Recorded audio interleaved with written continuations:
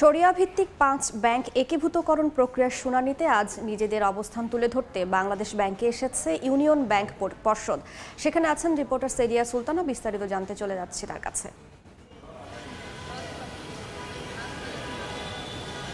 শরিয়া ভিত্তিক ৫ ব্যাংকের যে ভাগ্য নির্ধারণ চলছে, অনেকটা বলা যেতে পারে শেষবারের মতো নিজেদের বক্তব্য রাখার জন্য বাংলাদেশ ব্যাংকে তারা আসছেন এবং গতকাল কিন্তু প্রথম দফায় ফার্স্ট সিকিউরিটি ইসলামী ব্যাংক তাদের নিজেদের বক্তব্য রেখে গেছেন। আজকে সময় আছে ইউনিয়ন ব্যাংকের, এবং ইউনিয়ন ব্যাংকের এরই মধ্যে কিন্তু পর্ষদ চেয়ারম্যান থেকে শুরু করে যারা আছেন তারা প্রত্যেকেই কিন্তু বাংলাদেশ ব্যাংকে চলে এসেছেন।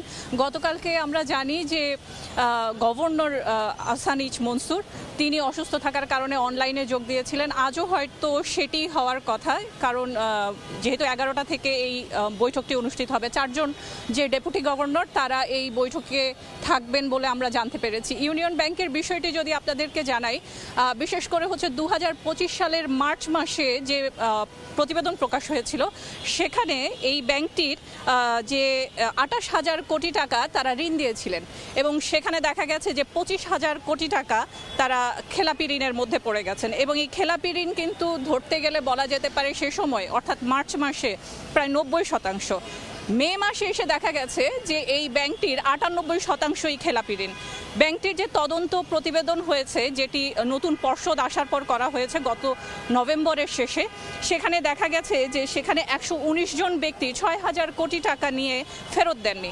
কিন্তু ব্যাংকটি বলছে, ব্যাংকের যে প্রতিবেদনগুলো আছে সেখানে এই 119 জনের বিষয়ে বলা হয়েছে তারা ব্যাংকের যে অর্থ সেটি আসলে দিতে পারতেন, কিন্তু তারা ইচ্ছাকৃতভাবে খেলাপি।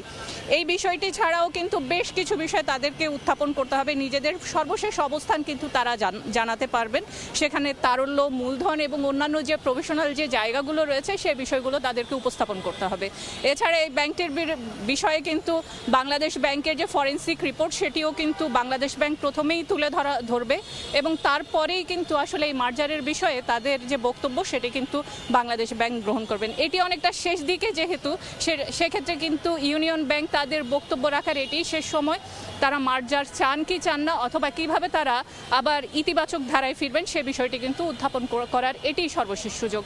এই ছিল মূলত আমার কাছে সর্বশেষ আজকের যে শুনানি অনুষ্ঠিত হচ্ছে তার বিষয়ে। সরাসরি যুক্ত ছিলাম রাজধানীর মতিঝিলে।